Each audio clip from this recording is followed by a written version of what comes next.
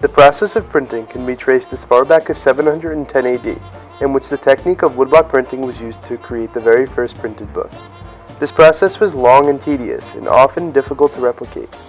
The ancient Chinese would use wood carvings and ink to print patterns and letters onto either cloth or paper. From this, the Gutenberg printing press emerged. This new form of printing would revolutionize the way the world would look at text, using nothing other than a steady force and a downward motion to mass produce the desired prints.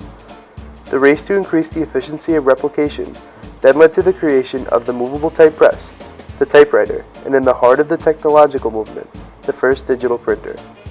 Having mastered the replication of two-dimensional prints, a push for a newer and revolutionary form of printing was birthed. The 3D printer was created with the goal of efficiency and recreating three-dimensional figures. However, the potential uses of the printing technique are never-ending. 3D printers follow instructions from a computer and stack layers of raw material onto one another. The computer provides the printer with a design file, and the printer squirts out or solidifies powdered, molten, or liquid material into a flat pattern. After this, the print head will return to its starting position and do the same thing over and over again until the layers reach the desired thickness. The end result is a physical object that you can hold in your hand, rather than a two-dimensional object like a desktop printer. Here in the Makerspace, students can work on different projects for class or just for fun.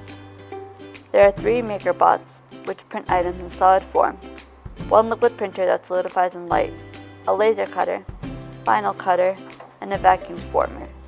The Makerspace is open to any Bucknell community members as long as they complete the certification credentials. Over the years, it has become increasingly common for doctors and surgeons to utilize 3D printing in their work.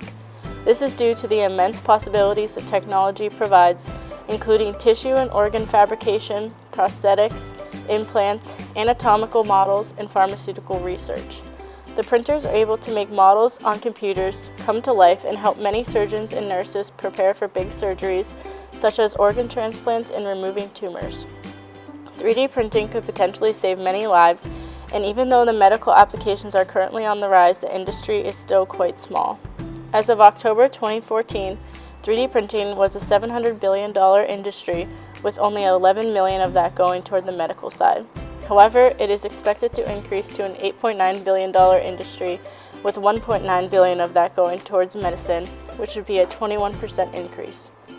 This large investment could potentially make for a more personalized and custom medical approach for each patient, which will in turn cost less money and have a greater success rate. 3D printing has been getting a lot of recognition in the media today, all the way from Discovery News to Grey's Anatomy. Okay, hit me. What's next? I think we can divide the diaphragm to resect the pericardial component of the tumor. But carefully. We'll need to dissect 2. There are even Bucknell students that are using 3D printing to help children with disabilities. We met up with some biomedical engineering majors to hear about what they're doing.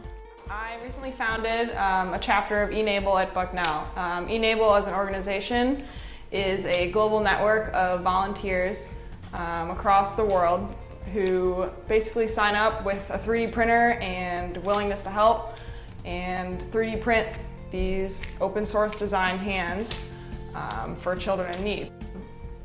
So these printed hands are approximately $35 to make, but the point of eNABLE is to give them away for free. That's why we're all volunteers working on it.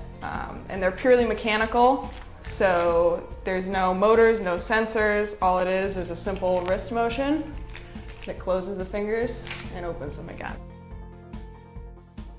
Okay, well, the medical field is going to be really advanced in just the next couple of years, even more advanced than it is right now, and we've seen that, and it'll trend that way more. I've seen, especially with the 3D printing, just making things more affordable for people. Before, prosthetic limbs would be very, very expensive, and some low-income families couldn't afford that for their kids or for their loved ones. So by 3D printing the limbs and assembling from these plastics it becomes way more affordable for these families. All in all, 3D printing is revolutionizing the medical industry and will continue to grow for the future.